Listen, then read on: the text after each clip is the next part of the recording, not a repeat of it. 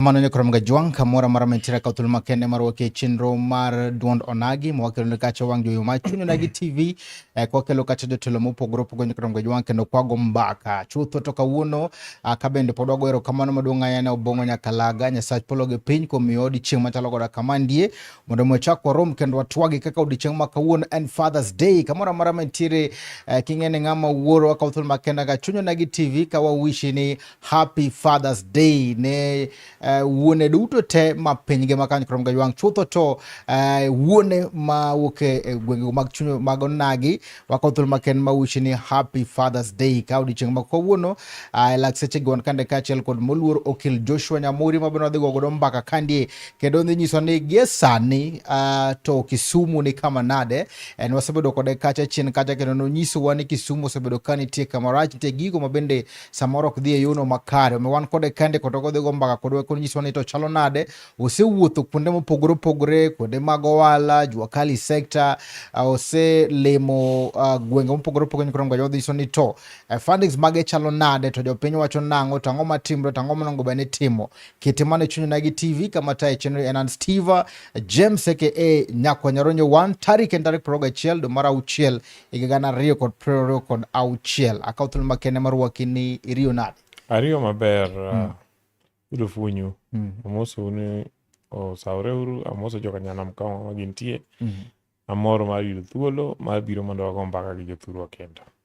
Happy Father's Day. Erokamano Happy Father's Day. Ka ng'eni en Father's Day mager ka chiwo gokinyi. Ero ka nyara mo matin oro na message. En mokwongi. Owacho ni it's a great thing to be a father. So Happy Father's Day to fellow fathers. Erokamano neno ka bende weekend ni kao thuolo mari makende mar wuothe bombe mar wuothe wards mopogore opogore madore Kisumu County. Moko kapok wadhi kanyo to ado mondo mwachake nwana ka bende Ker William Samoei Ruto nodo kacha thuolo mo odhi piny France kano gwele gi president ma France Macron. Romo mar piny ngima mar G7 summit. Ano ka gino bende okelo kacha paro mopogore opogore. In kako okil gi jalony e wechogo mag dongruok. Ber mane ma samoro gino nyalo kelo ne piny Kenya? Ing'eni nitie jo Kenya moko matin ma nigi ich lit. Mag gin ka gimoro ber to nikech ng'ato nono ema timo gino to ginyaka gipingi. President William Ruto noyiere kind presidents tem Africa. The only other president ma inyawachi ni ne come from Africa ne president ma Egypt.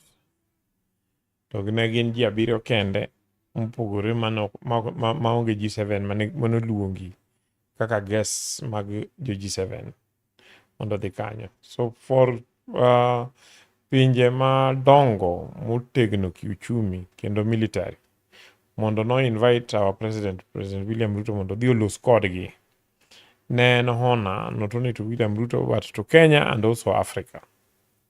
William Ruto nodhi kanyo gosimbo ariyo. Simo mokwongo ni nodhi kaka ker ma Kenya. Osimo ma ariyo ni nodhi kaka one of the African Union leaders. Kendo messages ge kanine iwinjo gima wacho ne jogo. Ne en gima konyo Kenya to konyo Africa. Nyiso gi ni Africa ok dwa kony. Africa dwa timo ohala. Africa ok kwani mondo ng'ato nene oruma. Africa wacho ni gin gi mwandu moromo. To Africa dwa nobede mesa kama weche ma affect Africa gi weche ma affect piny ngima biro bete ilose. Awinjo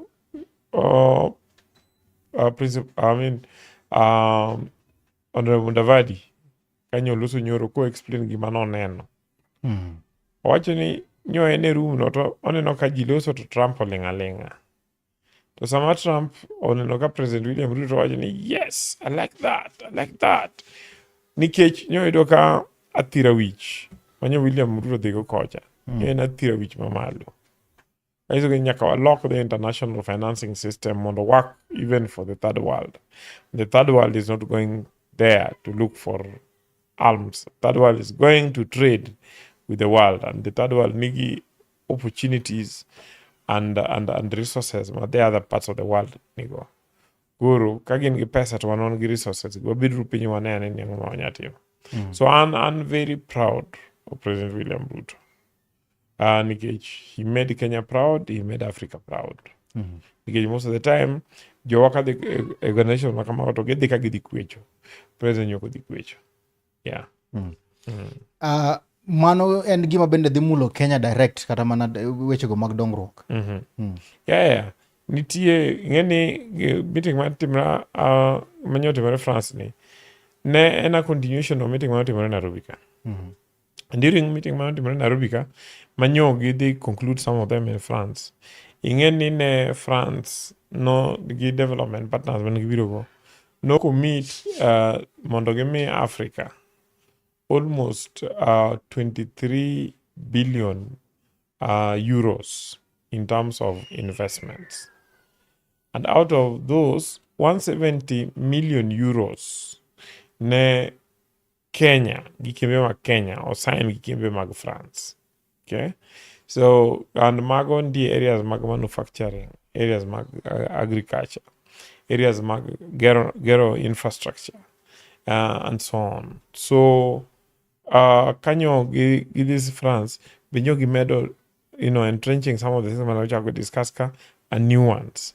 So, aneno ka such trips kelo dongruok na Kenya, especially ka hotel ne wudno, jomadi wudno hotel ne gi ng'ama ok nindi ma wiye chiemo, athira wichni chiemo, kendo chwado ka William Ruto.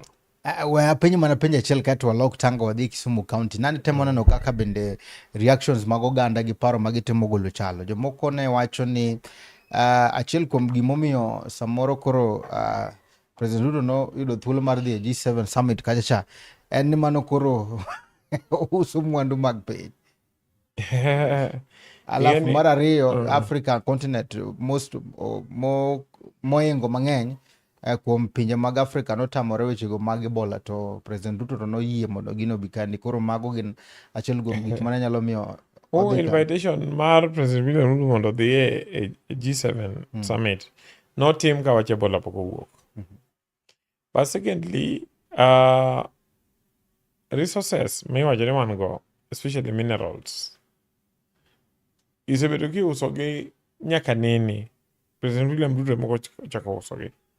To at the same time, en wadoro nang'o, wabed ni wan gi minerals e buo low, kama wan ok wanyal, we don't have the capacity mar harvesting gi, mining gi. Koso wa get into partnership gi joka mondo mine gi mondo wayud pesa, walok gi pesa mondo pesa no wager go thurwa. And I feel ni the best thing is to loko gi pesa. Nikech onge giminyalo wacho ni mori ni piny kae ajara mula, omiyo piny ni oting'o mana mula. To mula no ok inyal chope. Jomosetemo ni mondo chope to timo artisan mining. Artisan mining ni ka ji otho e bur. Gima giyude be tin. Okay?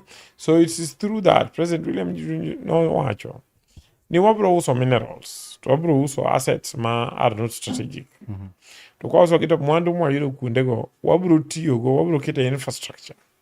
Wabro kita the National Infrastructure Fund, mondo ger ndara, to ger ports, to ger pi, to ger steam.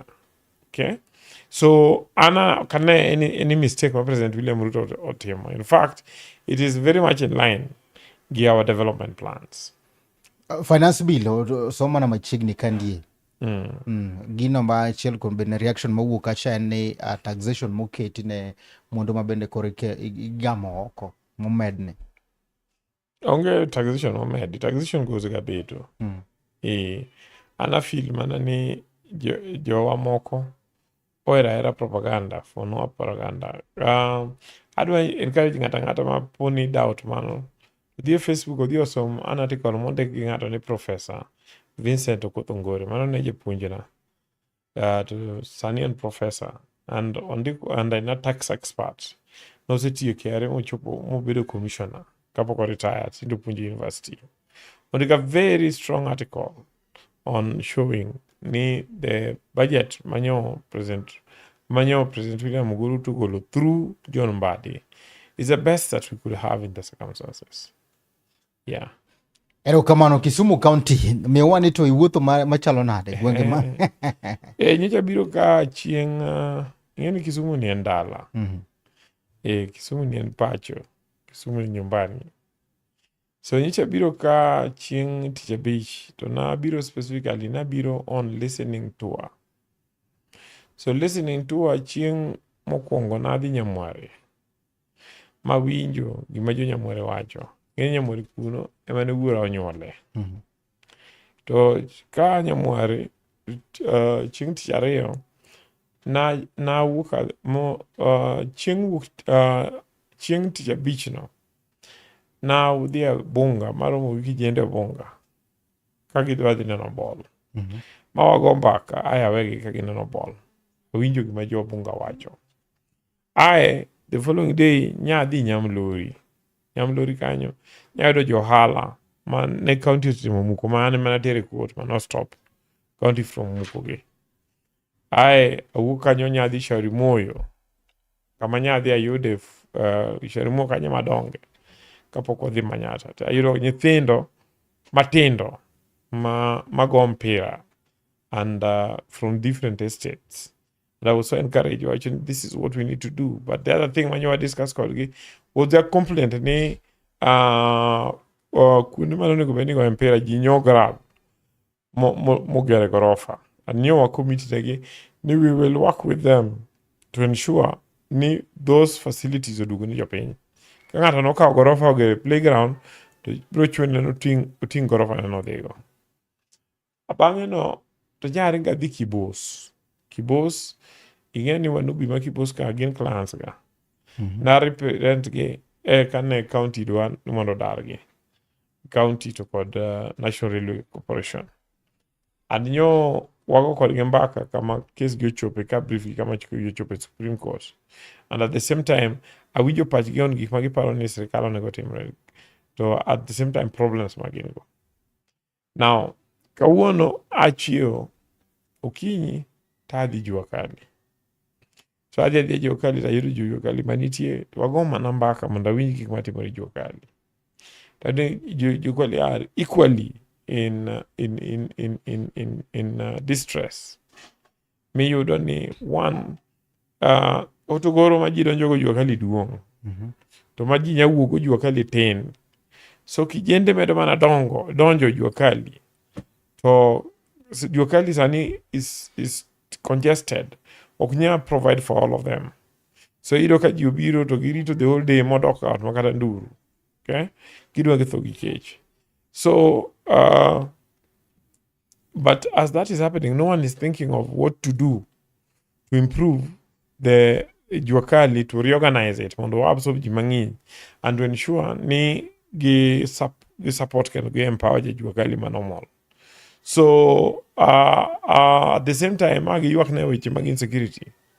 Ija Jua Kali imayo Jua Kali ka Jua kasa chelo romo ni kapodi ne garage. Jinti juma tongo ji kata ye kanyo to mai give me situation the whole day. Te ogi wacho kendo ni Jua Kali ka wuok dhi ot. Madhi Obunga wacho ni magi budu riska. Madhi Bandani be imayo on the way to go. So they are pleading somebody or some group should lead them a process by making sure ni wayodo ni security will be enhanced. So in all these things, one of the things Manyata Mongi, what are the problems with your pain? Insecurity is the first and most important problem with your pain from all over the county, and especially the city. So then the question is problem with your pain angoma kose. Answer manya yoro ni one county ukchudi. So number of lens go Nade. To magi county chulo to kati timo rationing nika uno gi yamaka to king mamudo geti hage yamoro. Okay? So for me that is fraudulent.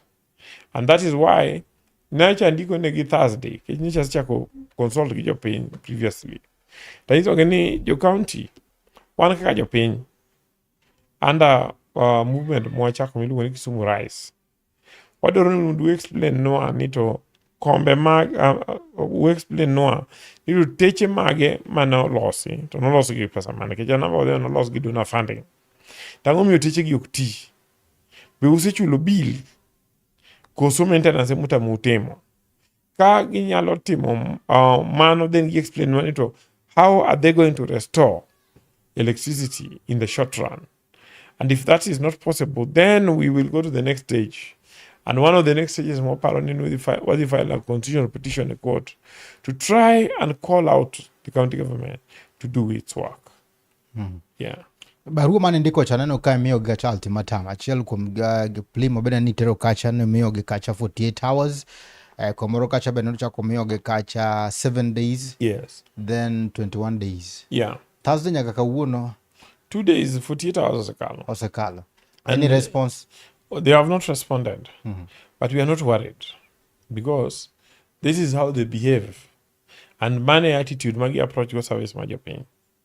And that is ni nyocha ndiko barua no on behalf of the residents of Kisumu. Bang do residents of Kisumu. I sure ni barua no was it received? The barua was received because the barua sent by email to the governor, to the city manager, to the county secretary, and several other officers. To mage address was masebedo ka tiyo ka safgi. Kejingeni ane court aya lokod gi cases mangeny. Mate monga defend your pain. So the so notices on you receive. Actually, some of them was also called ani giwinjo ni nyogi no baru pamandiko ni county. Okay? So the 48 hours when you want me oge mokwongo serumo. So what we said, mondo give me more information. What we said, and we are not going to sit and say Nikolo Gedage, and that's okay. Sani, what I've been doing between tomorrow, yesterday and today, is to prepare, court papers, constitutional petition, and give affidavit, give evidence, Mare. So I'm hoping when you conclude in the next few days, we will definitely go to court unless we do Kosimate and explain how they will make sure this team of Okwal. Na wabedo kacha gi city manager to no penje issue mag kelo mudho mamnie Kisumu County. To no wacho ni onge goyi magin godo gimatimore ni gigo ing'ado gi jonjore. Now that is not true because nyisi nya wuotho all over. And one of the issues that kept coming and watch mar stima. And jogo wacho ni simply kagi kwa gimatima to gedo ni one county ok chul stima. Okay, so kadi go to chul stima ing'ado stima moko. Secondly, any county timo rationing. Okay, get you internally to switch off certain lights and switch on some lights. So you don't need street to go to you to kinyukuti. Okay, manyiso ni somebody deliberately timo mano. Thirdly, any watch mar maintenance in a scandal. And the blame is not to Japan. Because Japan manormal tire and give or benefit from. And therefore, kata at you to they will be happy. And the key involved is some loss of project, no, give broad protect project. Okay? But Gimati Moreka, any one how you need to cartel ma contractor winjure joma new fees. To contractor they to loso teacher angwen to bill no loso teacher lo fario gi 100 ichule pesa. Okay, then that is the information we are getting. And then you don't need kamotive chaton a number of lights don't go to maintenance. So, a books magaserikal watching it maintenance. Okay, so maintenance and the role of the county government, it is upon them to ensure they reduce vandalism. Can't vandalism? They only reduce vandalism through ownership, give ownership. So kaka floodlights kama mikete floodlights community makanyo are involved. Kata street lights your county through the city board unigobedi bedo gi your pin mondo discuss ni how do we make sure ni we take care of teaching wage. Your pin have a solution. Yeah. Gine mabe samoro chandoga japiny ni to bill mar Kenya Power masamoro tamo ma kelo achiel Nade wichudogi. En bill maduong' ahinya kose sirikal ma county mok dwa. County mok chudi. County collect usuruka. Currently you don't check ni 13 billion kwa Nairobi every year. Power nyalo roughly adi. I don't know. And one of the things mawandiko negini wadwaro ni mondo gimiwa. Wadwaro ni mondo gimiwa all the bills mosebiro in the last 1 year. Adwaro ni mondo ginyiswa ni to bills gi be gisebedo ka gichulogi. Wadwaro ni mondo ginyiswa ka nitie any dispute magin gi Kenya Power. And what they quote under what is called the Right to Information Act, moyiene ji under Article 47, ni gimoro amora ma affecti ma information ne nitie serikal kata ng'ato mamanigo, tinyandiko ne serikandno ni mondo supply gi information. Aito ginyiswa the action plan, how they'll make sure this does not happen again. Eng'iyo wechego mag njore ma samoro bende timore counties, and responsibility mar the county executive kose obila? Ingeni njore is a shared responsibility. Shared responsibility because the national government provides police, but the county government have a critical role, and that critical role and making sure they create employment for your pain, especially your matindo. Your pain, your matindo, kikuogi nigi magidongo and crime. Okay, but at the same time, county government onego be ni maintain technique, and in our case wasebedo kaka technique mane Kisumu ko be maintained. Anja kwa jua kali giwache ni chukene ne gitaya 6 months ago. Tano is off. To kagi penyo ni it's off ni there is a fault. To no nyisgi ni contractor promi guarantee 1 year. Kagi dog contractor kora nyiso ni guarantee no room kata kapo chako implementation. Yeah. So those are things we want to change. We will confront them. We have written to the county government, as I've told you, and we are demanding that they reply to our letter. And if they don't reply, we will go to court.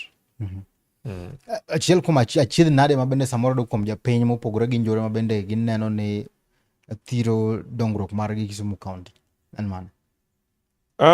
Apart from njore, nitie gik mang'eny. I give you kanyo an Kibos, ayudo ni aora ma Kibos chamo lo mar the neighboring communities tieko. Okay? Mago lope manipure. Teno oringa man nyaka Nyamasari nyaka na Mwalo. Aito kichopo Mwalo to koro flood Mwalo. Okay? So an ka puothe ka biro ka wuok ka puothe. Te ka puothe nyise ni gin nam daro gi every other day. To county government osega promise ni di loso na gi solution to nothing happens. Okay? And ni kutho biro tidari. Kidhi donga tiyudo nitie problem mar the fish beach makanyono, fish landing beach makanyono. Giwacho ni the gulf sano lel kabisa. Agiyomyo lel and ni the factories discharged waste into the water mag the rivers. Kaka river Nyamasari, Ariga, Wegwa, and so on and so forth. So at the same time, jomoko ne timo project moro kanyo modi oketho the wetland manitie between the lake and the river, so that people bira to donja river direct moko kalo through a filtration, natural filtration system manitie etiaora. Erokamano nyakora mgajwan kamora mara mitire medikete mane Duond Onagi TV adondo jalupo Duond kande kachel kod Moluor okel Joshua Nyamori mabende wagodo mbaka kande konyiso ni to mopogore gi gigo mabende samoro jo Kisumu onane Kisumu County motone kachel kod wechego magarita kwe wanne to en konyruok mane mabende samoro oganda nyalo neno kana ng'io ote magano ka achiel kom janeno moro na wacho ni mae gima bende samoro bendo gisebodo kage dwaro lakini jal mabende nyalo timo gima chalo koda kama ndie onge, then ng'ato bende nyalo wacho ni to why now dak no chak chon. Ingeni ano kinyanyisa one en ni magi gik monego beni jotelo timo. Nikech most of the time jotelo ringo ka dhir jopiny sama gidwaro kura. But an ingeni asebedo katiyo gi jopiny always. Makata jo Nubian community ma Kibos go nyocha asebedo ka yalo negi since 2020. Okay? Makeso the ELC court ne waloyo. Ochako the county court of appeal waloyo. Sendo koro nyo tere e Supreme Court. Supreme Court kanya be I believe no the lawyer. Aningeni nase lead movement. Mane ka jomoko ka taifa paka uso ne ne jaohala moro mane dwa gere gorofa to ne koro ni didong ni town ka waonge kama ji nyalo bete mayweyo na mobilize kendo na the entire city ma protest ma make sure ni Taifa Park no duok na jopiny. Ing'eyo ni kanyo dwa dal Nyamlori to ane mana tere court ma yalo ne jom Nyamlori ma nyaka sami ochopo kama jom Nyamlori ok dhi dar. Ing'eyo ni jo Nyalenda, jo Manyata, montie moko ma osedak e town ka kuom higni mang'eny. Moko noa Lego, moko a Game, moko a kuonde moko Ugenya. Ne gibiro ma gisettle ka ma giloko kuondego miechgi. Nitie jo Kasagambe mano biro ma koro kanyo miechgi. Tie part of Jokoluwa. To inyalo paro ni ne county ndalo moko golo notice ni jogo nyaka we wiko dalagi ni ka ng'ato tho tidhi iko kaburini. Ane mana tere court ma a fight gimo. You can ask me ni why. E county ne wacho ni mano thiro development. Aiso gini all over the world, cities like Kisumu nyaka bed gi gimiluongo ni right of the indigenous community. So kaka jo Kasagamo mondi gol gini koro iweya ni oginya iko ka ni gidhiko Nubian. Ne gidhiko Mamboleo e kaburini. Ing'eni culture ma luo ni kokiko ng'ato dala ti iki ochalo ng'amo wito. Okay? So mago en matere court. And several other things that we have been doing and we continue doing. Land rates kanyo cho omedika ma county government dwaro ni mondo give increase rate by 300%. Ane mana tere court ma koto tamogi. Emomiyo jopiny pod chulo the rates machon. Gimomiyo ne watero gine court, people have been asking ni kok in landowner, how does land rate affect you? And I tell people ni a landlord kapo ni obedo charge higher land rate to okobikao that loss obro transfer to the tenant. Okay? Some bit of transfer to the tenant, it means it reduces the income the tenant nego. It reduces the amount of money the tenant can spend in the economy. And the car tenants or reduce the amount of money they can spend in the economy, then it means need the economy lack vitality. Yes. Makimana gi kanyo da di break matin kan wadugo nyakorongwe juang to di chaka kachel kod ote magi kama bende pod wadhi penjo kacha jatelo wechego kata ikrok ma kende maneno ne gikelo kacha dongruok mowinjore e county no ma Kisumu. Wadugo bang' sama chuok.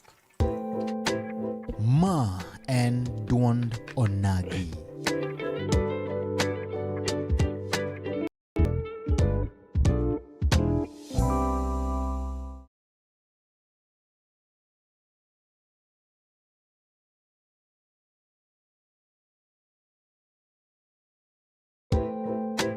Ma en Duond Onagi.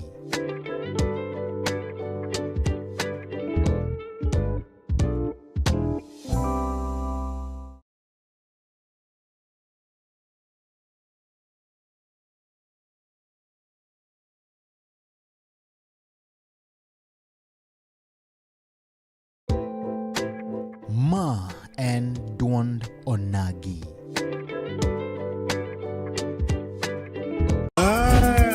Chuny Onagi TV. Chuny Onagi TV. Adundo Jaluo. Wapuro wach. Kaka oganda. Watuak. Kaka jo otachiel. En mbaka. Mar jodongo. Mbaka. Kod deye. Mbaka. Mar ojende, rowere, kod nyithindo. Wanono weche maga. Siasa. Dongruok kaluo. Weche mag ohala. Somo. Arita kwe. Pur. E kind mamoko. Wayudore e mbui kaka Facebook, TikTok, YouTube kod X at Chuny Onagi TV. Adundo Jaluo.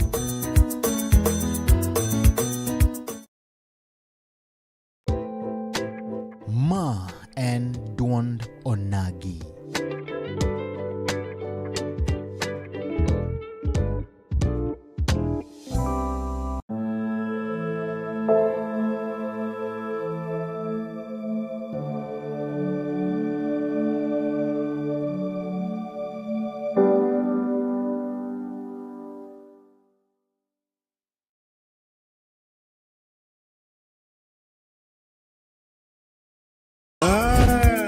Chuny Onagi TV. Chuny Onagi TV. Adundo Jaluo. Wapuro wach. Kaka oganda. Watuak. Kaka jo otachiel. En mbaka. Mar jodongo. Mbaka. Kod deye.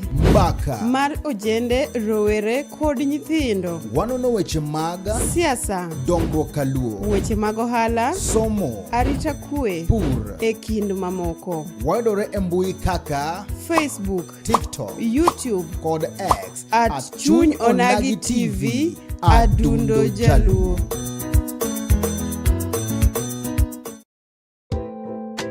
Ma en Duond Onagi.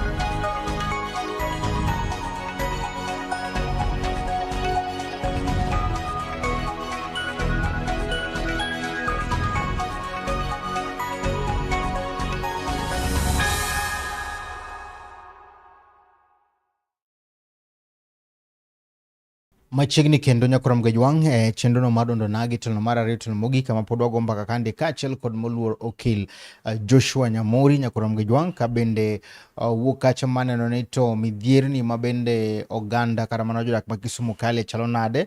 An kandi gi oboke ma bende nindiko ne kacha kaunti ma Kisumu maki tanyalo mana ngeko matin kato bende lero ne matin kabisa. Tigino ma ndiko ni ma seche 22 mosekalo Kisumu County Government, the 48 hours have lapsed. Kisumu County Government, the Kisumu City Board and City Management were given a lawful opportunity to disclose, explain and begin correcting the failure of street lights and floodlights across the city. That opportunity has not produced the accountability and emergency actions residents deserve. Yeah, nicho wamiyo gini en emergency. Agomia macho ni emergency awuoth around juakali garage moro adhiye te garage no kende ginyisa ni ji 4 nyocha osego dimbo mar kuom gi notho joma no survive gi achiel kuom gi ok nyal biro kata tich, achiel kuom gi biro tich to ok nyal tiyo tich matek nikech goch manogogi moko ichuo gi pala. Iyudo ni kamoro manya wuothe whether Nyalenda, Nubian, Kibos, Kondele, Manyata, everybody is in fear. Okay? So, emomio nyo expect ni gini kawa rese onyoko nego beni county to cantonment warete kani warese nyo expect ni within 48 hours county said wokowa. Gikmonyo wadwa ni gidwok kuom geni so wani angoma ginyalo timo mondo giteche gi olieta. What is the problem giteche gi? Can bill no en pesa dito, why are they not paying it? Okay, what is it that the masses need to do mondo stimo dugi? Chirni loro chiro Kisumu County go beni chiro tiyo 24 hours. Okay, but chiri by sapaka chiro se loro stini kech mono luoro ni ka gichopo molewo tedhi mage. So nyuwa wacho ni kok gitimo mago to wabro dhi court. And sani I'm in the process ma aloso the constitutional petition matero gi court ni county use fail timo tich monego bed notimo kako miye gi katiba, to at the same time koso timo tijino is resulting in insecurity ma infringe on right ma jopiny. Okay? And therefore wakwayo ni court mondo declare ni county is in violation of rights mag jopiny, and secondly mondo court mondo order gi ni nitie gik manyaka gitim. One of them ni gi-restore stima all over the county, and gi lost timetable ma gidhi timo kamano mondo gimi court mondo court supervise gi, and then any officials mag county moko correct that thing to be mondo be punished gi court. Yeah. Anakaona ka Kisumu rise. Yes. Unaka kudma Kisumu rise sana kuwacho kacha ne kopo no the matek to bro neno ne chik okao ndache. Yeah. Kisumu rise ni ochung'ne rais, R ochung'ne rescue, I ochung'ne inclusion, S ochung'ne safety, and E ochung'ne economic renewal. Gima watemo wacho en ni ande Kisumu rais wadwa ni mondo wa rescue Kisumu. Kisumu is sinking. Kisumu is sinking. Ma kidhi e chirni tiyudo ka chirni tho. Kidhi e jua kali tiyudo ni jua kali opong' to onge tich ne kijende. To everybody is complaining of insecurity. County jisho keto floodlights go ti kata achiel. All over the town. Floodlights mane the World Bank oketo ok ti kata achiel. So jopiny are suffering. Kidhi ka puothe tiyudo ni floods otamogi idaro gi pile to kitho chambgi. Kidhi Dunga to jodunga ywak ni while Siaya gi Homa Bay o control gimiluongo ni trolling, ma winjo ni nitie machine moro mitiyogo miywago rech manigi net mathindo maywayo rech everything nyaka nyithi rech. To jo Siaya gi jo Homa Bay nyose riembo jogo moban gino. To Kisumu kato gino medo tiyo. And jodunga oluor kendo wacho ni gino itimo nikech nitie jo county to kod some security agencies ma officials gi tiyo gi joma timo ohala gi joma timo gino. So ginego go rech nikech onge rech miweyo madongo. Inyalo paro chon ne wan gi I think it was month of April mani iloro ga nam. Makoro kunyal lupo mondo rech onyuolre. Okay?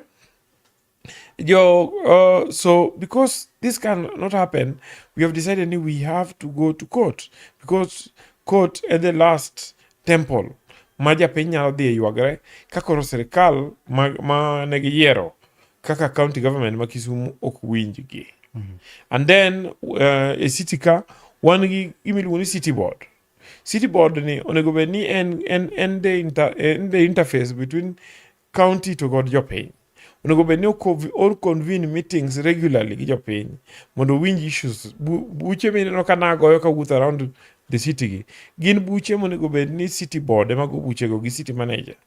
To ma city board ok ti and city manager is run rogue. Gine nyalo kawo thuolo maromo nade nikech aneno ka bende higa manyien ofisi lo. So Kisumu Rise. Kisumu Rise en movement ma jopiny ma bro continue forever. Ok en mana masani. Ok en masani. En gima bro tiyo ma ng'ata madonjo ofis. So Kisumu Rise nyaka make sure no timo tich ma jopiny dwaro ni mondo tim. At the same time, Kisumu Rise will have organized jopiny mondo jopiny oyier the proper leaders.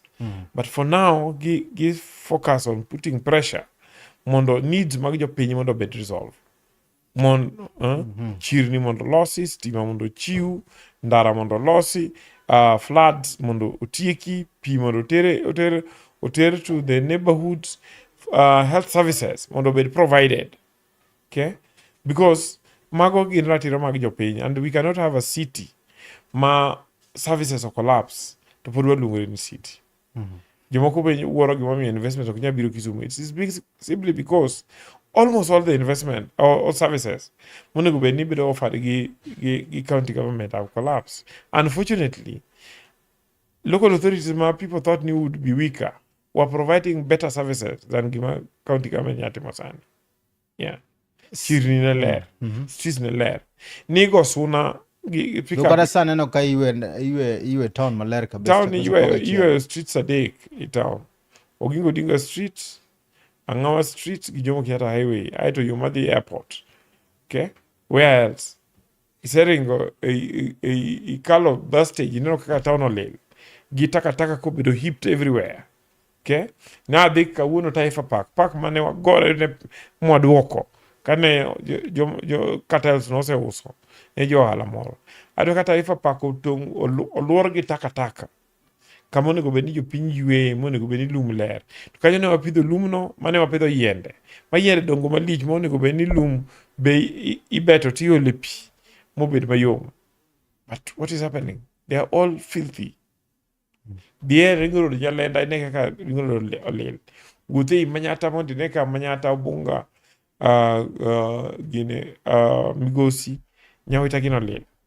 Yeah. So the county government has failed. The county government bende na wawuo gi city manager kacha na wacho ni achiel kuom gigo mabende gin godo en ni neno ni lope mar within town okaw mondo mi jogo mabende nyalo loso structures maber kata mane kare kaachiel kod jogo mabende no grab land mag county e duoke.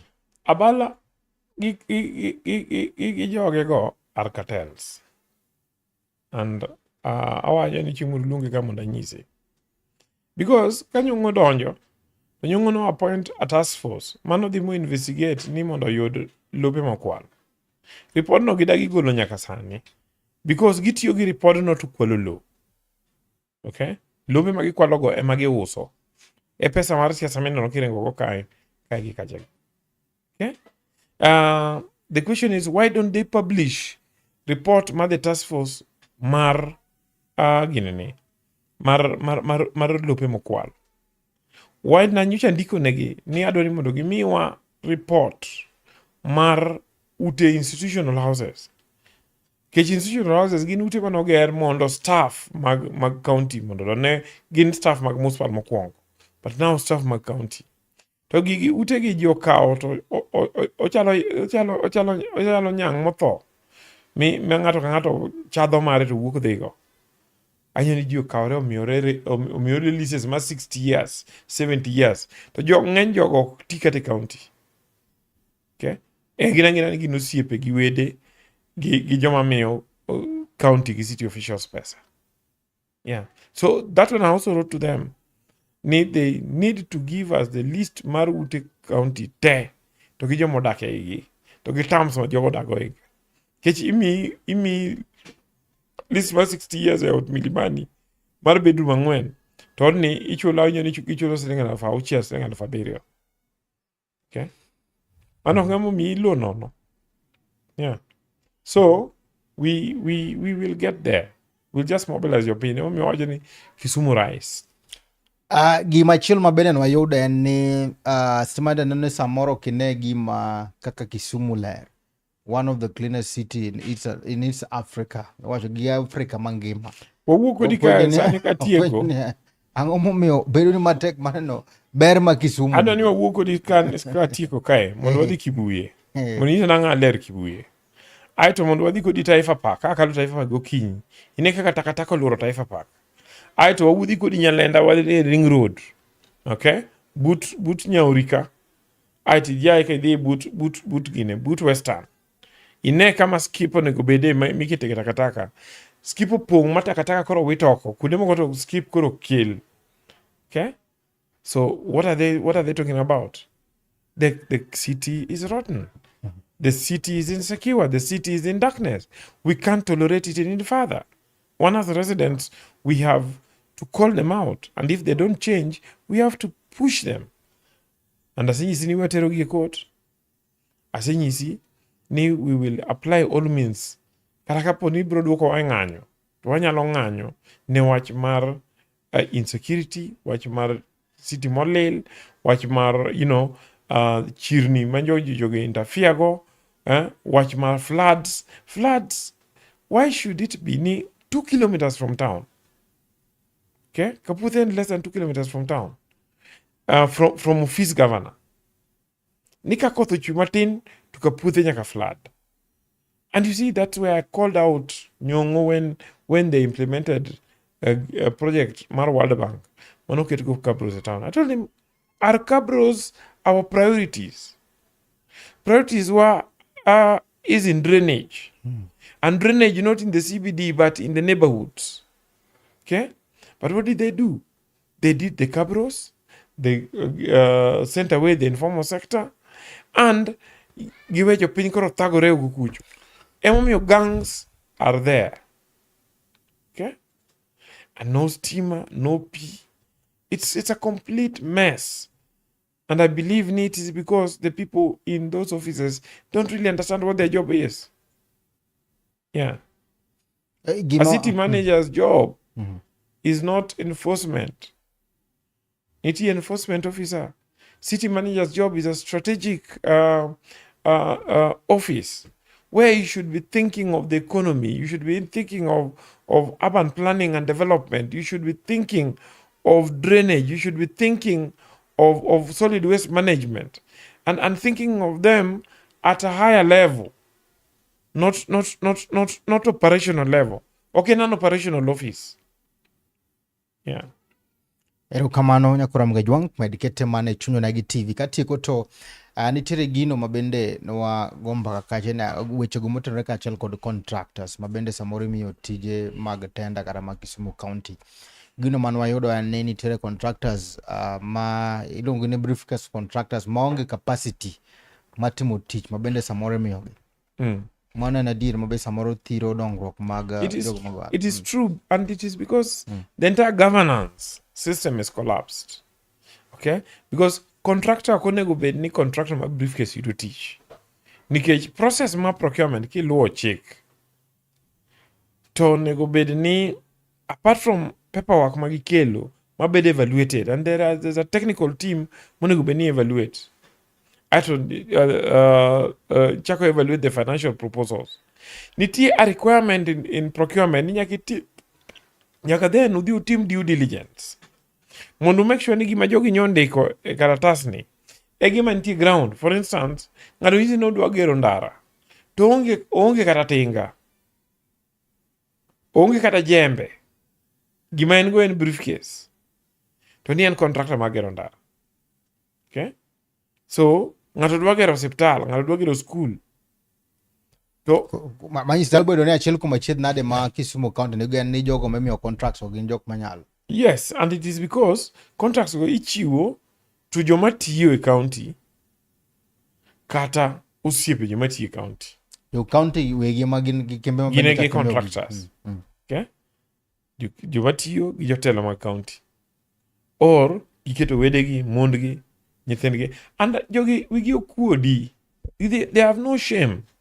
Natero gi e court ka idwa los city board to governor ka wat ne oketo, speaker ka chiege oketo. How?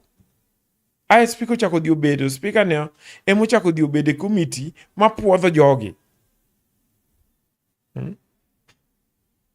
So and that is how employment itime county ka. That is how business itime county ka. Chief speaker mino ka obi oket kanyono, bene main supplier ma county assembly to any main supplier Mar County.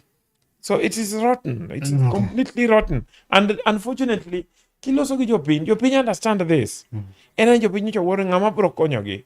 What do? They don't know what to do. So that is why we have come up with Kisumu Rise. Mondo wa organize jopiny. We will organize the masses to the neighborhoods. And we will join them together and ensure that the voice of jopiny is felt. When we put pressure, services are offered, and if public officers are not able to offer services, your pain will punish them, and we have instruments of punishing them. Okay, and apart from that your pain, we will use this movement to also carry out civic education. When we get into election, we will choose leaders who align with the interests of your pain. Erokamano niwacho ni kidogo katilo mara to dhi idhi unveil nonito structure ma Kisumu Rise chalo nade in terms of leadership ma Kisumu County. Kisumu Rise is a movement. And movement nigi representation from various wards, okay, especially the 6 urban wards ni Kisumu. And then in those wards ginigi committees ge, and committees mag wards ge nigi representation from the various parts of the wards. Okay, so that if you talk about Milimani, nigi representation from Chiro, from street, from and so on. Kilos about railway ward, Juakali, Obunga, and then these wards be nigi networks money to the neighborhoods or to the commercial areas like Chirni. And that is why it is because those structures invited us. Nibi Obunga, Nike structure Obunga, or Choco Youth, Mojubunga, Doni Mondipilosko, Mondogini interest. Kawono, structure market, Manyalenda bi, Olungwa de Dunga. Molosoge, the BMU, to call the Fisher Fok Madunga. Kwa kanyo, to Adi Kapuote, Gitera Kapuote. Okay, imamekat Milimani nyocho tera moda de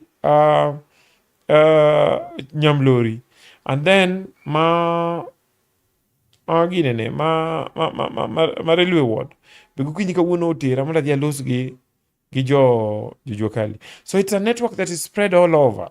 And what we call Kisumu rice, kodhi a ward iluonge ni market Milimani rice, Kondele rice, Migosi rice, railway rice, Nyalenda B rice. Kodhi koa e ward kanyo tiyudo ni wan gi gimiluongo ni Dunga rice, Kaputhe rice. Okay? Yudo ni nitie Milimani Estate rice, nitie CBD rice, nitie Nyamori rice. Okay? So kidhi neighborhoods to chako dhi modhi nyaka to small neighborhoods. So it's a network that is spreading and it is spreading like fire. Nikech jopiny osebedo ka chandore to they had nothing to do. So giyudo kama ginyalo riwore mondo duondgi mondo winji. Giriwore riwruogni be dhi kelo giriwore e chama achiel. Ok wager chama. Yeah. Kisumu rice kelo ji te. Ibed ja ODM, ibed ja UDA, dwaro piny to yiero candidate MDG. We are not choosing candidates. We are simply pushing the interest of Jopin on issues that affect Jopin. At the same time, we are organizing Jopin. Through organizing Jopin will know the kind of qualities manyaka gidwar when they are looking for leadership. And those qualities, manager manigin go magibro yero. Jopin, for instance, jo Nyamori nyisa ni gin ng'ato ok chak biri irgi ni nyisoge ni kutera to atemono. Gin gi chata gi magidhi loso sani out of discussion mo minyoro. To gi plan, a strategic plan margi. So kibiro loso korgi to gicheko chata margi ni. Gicheko strategic plan non. To be gik miwacho go nika. Koki fit, then they have nothing to do with you. To ki fit ti sign kod MOU. Gini ni waji supporti to wa sign kod MOU ni kidonjo. Tidhi timo kod wachiel, ariyo, adek. The first 100 days, the first 1 year, up to the 5th year. Okay? So I am certain ni mano dhi konyowa mondo Kisumu obed gi credible leadership that belongs, listens to the people and does what the people want, and that the people can hold the leadership to account. Mamano dhi nyaka e yiero mar ker. Definitely. We will measure people in terms of what they did. Adingeni ker President William Ruto osekanyiso ji pile ni jibro bedo measured according to nene timo na jopenya. Okay? Yeah. So I adwani mondo I encourage ngata mapo kodonjo Kisumu rice. Ni mondo gi get in touch, wabro link gi the local structures mag Kisumu rice. Mondo gidonji, mondo wa push for interest mar chirni. Wa push for interest mar stima molal ma Kisumu mudhoni. Wa push for interest mar kijende wa mondo you teach. Wa push for interest mar environment wa mondo be clean. Wa push for interest mar pi, mar thieth and so on. We are building a new Kisumu. Erokamano maduong' ahinya. An Kisumu rice, county makaluok en mana Kisumu rice kende. En mana Kisumu rice. En mana Kisumu rice. Counties moko gibro land from. Ingeni ma Kisumu dala. Ma Kisumu pacho. Kisumu pacho. Kisumu ni Kisumu nyaka chier. Kisumu ni nyambani. Kisumu chier. So counties modongo bro somo rieko kuom Kisumu rice. Kisumu rice ni ema Kisumu di chier go wang chier. Kokamano nikech sa kauthul makene magonero kamano maduong' ahinya kuom twak mabende chopo mondo matwagi ka bende geno ne jal mabende notikete chenro nyakoro mga jwangi winjo kaka okil Moluor Joshua Nyamori wach kaka en kendo kauthul mare makende mar limo kuonde dak mopogore opogore kaachiel kod kuonde mag timo bende ohala. Ano kisidho chief kacha ni part of chief mabende norwako ne. Yeah, because chief is a very critical component of security, and when you see we want to increase Guinea security. So attendance we want to work with security agencies, we want to work with the administration, we would want to work with the county government can interested, we would want to work with them. Okay, so that we'll make sure leadership structures at all levels, administration and political, and civic otiyo ne jopiny. Yeah. Kokamano na japicha maro masudo kende iluongo ni Felix Omondi. Erokamano maduong' ahinya. Wan bende gi nyidendi ma tiyo kacha matek maneno ni chenro ni yude e yono makare kawuok e studio mag Duond Onagi TV. Wan kacha gi Maureen kaachiel kod Jane, kendo gin bindusa ma chenro ni iluongo ni Nelson Mandela Okore, wuod Ofuonyo Jerusalem, dala maler. Kawatieko to wachni mogik. An wachna mogik en ni awuotho e Kisumu, all over Kisumu city. Although aneno ka we are in a state of desperation, but an abedo inspired. Ni jopiny owacho ni ok ginyal yie mondo gigo dhi mbele. And adwa ni mondo encourage jopiny ni we are going to change Kisumu. We only need to get organized and united. And we, for now, e wach mar stima, takwayo ni mondo giorna. All details mag ndechni mar stima onge. Wa collect details go waloso register. Kendo wadhi oro ji madhi go picha mondo nyiswa mondo evidence no wadhi tere court. And we'll continue working on each and every issue. Mawa make sure ni jo Kisumu are proud ni this is the city. Mae Kisumu dala, mae Kisumu pacho. Ngata maparo ni biro tamo jopiny, ni jopiny ok nyal chopo kama dwaro. Jopiny gini chalo aora mar River Nile. Ma owuok Lake Victoria kochiko the Mediterranean Sea. Yugi moro amora ma poni temo geng'o ne yo bro yweyo modhigo. Erokamano. Erokamano na jan neno mokete Duond Onagi TV kaachiel kod jogo duto te mabende oronwa kacha ote akawo thuolo maken magoni erokamano maduong' ahinya. Nikech sa kang' wasom gi te wan ka giluongo ni Bonnie Trevor wacho ni we arrive on the ground at like Joshua Nyamori jatelo ma wiye ler. Kokamano kod mga jwang' erokamano kuom kete mana e Duond Onagi TV adundo jaluo wan kande kaachiel kod okil mabende otelone kacha amigano mare iluongo ni Kisumu Rice. Ang'eni kiduogo kendo next time ibiro nyiswa ni to jodito mabende koro luri Kisumu Rice ne gin jomage. Mabende koro konyi wuodhne. Abro nyisi moko to gini en movement ma jopiny. Movement ma jopiny. En ma jopiny. Kokamano koro mga jwang' mane tacho ni en Steve James aka Nyakwar Nyaronyo Wan Oritu Masani.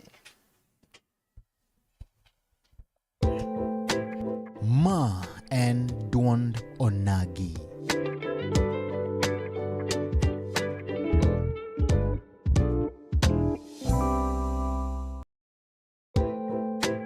Ma en Duond Onagi.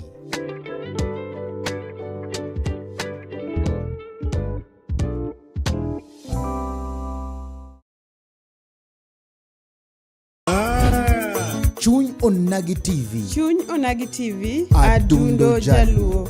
Waburo wach kaka oganda, watwak kaka jo ot achiel, en mbaka mar jodongo, mbaka kod deye, mbaka mar ojende, rowere kod nyithindo. Wanono weche mag siasa, dongruok kaluo, weche mag ohala, somo, arita kwe, pur e kind mamoko. wayudore e mbui kaka Facebook, TikTok, YouTube kod X at Duond Onagi TV adundo jaluo.